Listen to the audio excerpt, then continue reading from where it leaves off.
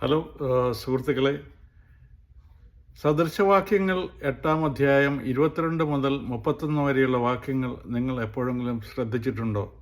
അവിടെ ജ്ഞാനം നമ്മോട് നേരിട്ട് സംസാരിക്കുകയാണ്. അതായത് മറ്റൊരാളിൻ്റെ രൂപത്തിൽ ജ്ഞാനം നമ്മളോട് സംസാരിക്കുകയാണ്.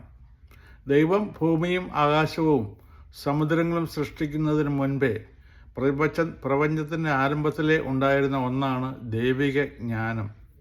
ദൈവം അതിർത്തികൾ നിശ്ചയിച്ച് ലോകം സൃഷ്ടിച്ചപ്പോൾ അവൻ്റെ കൂടെ സന്തോഷത്തോടെ പങ്കാളിയായി നിന്നത് ഈ ജ്ഞാനമാണ്.